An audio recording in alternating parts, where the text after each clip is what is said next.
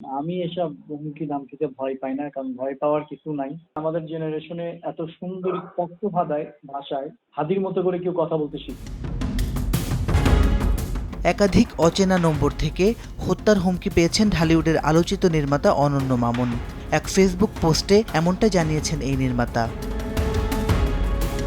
সোমবার বিকেলে অনন্য মামুন নিজের ফেসবুকে লিখেছেন, হাদিকে নিয়ে স্ট্যাটাস দেওয়ার পর থেকে আমাকে মেরে ফেলার হুমকি দেওয়া হচ্ছে। বিস্তারিত জানতে নির্মাতার সঙ্গে যোগাযোগ করা হলে তিনি সময় টিভিকে বলেন, আননোন নাম্বার থেকে আসতেছে।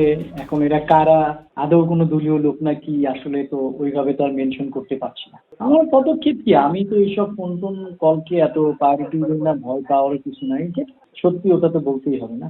আমি এসব হুমকি ধামকিতে ভয় পাই না। কারণ ভয় পাওয়ার কিছু নাই। ফার্স্ট অফ অল, যে আসলে কখন মৃত্যু হবে এটা আল্লাহ ছাড়া কেউ জানে না। তো ওই জায়গাতেই আমি থাকতে চাই। যে আমাদের জেনারেশনে এত সুন্দর স্পষ্ট ভাষায় হাদির মতো করে কেউ কথা বলতে শিখেনি। তো আমি দলমত নির্বিশেষে, আর আমার মনে হয় না যে হাদিকে নিয়ে দলীয় কোনো ব্যাপার আছে। হাদি কিন্তু দলের ঊর্ধ্বে। ঘটনার সূত্রপাত গুলিবিদ্ধ হয়ে চিকিৎসাধীন ওসমান হাদিকে নিয়ে অনন্য মামুনের একটি ফেসবুক পোস্টকে কেন্দ্র করে। ওই পোস্টে তিনি লিখেছিলেন, হাদির মতো একজন তরুণ রাজনৈতিক দলের নেতা দেখান যে সব দলের সমালোচনা করার সাহস রাখে। এর আগে অনন্য মামুন মডেল মারিয়া কিশপট্টাকে নিয়ে একটি পোস্ট দেন, যেখানে তিনি ওই মডেলকে আইনের আওতায় আনার দাবি জানান। মামুনের অভিযোগ ছিল, মারিয়া ওসমান হাদিকে অপমানসূচক কথা বলেছেন। এদিকে নির্মাতা অনন্য মামুন ও অভিনেত্রী রুকাইয়া জাহান চমককে একটি ফেসবুক আইডির মাধ্যমে হুমকি দেওয়া হচ্ছে।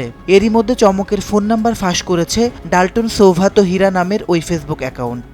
এর আগে ওসমান শরীফ হাদিকেও ওই অ্যাকাউন্ট থেকে হুমকি দেওয়া হয়েছিল।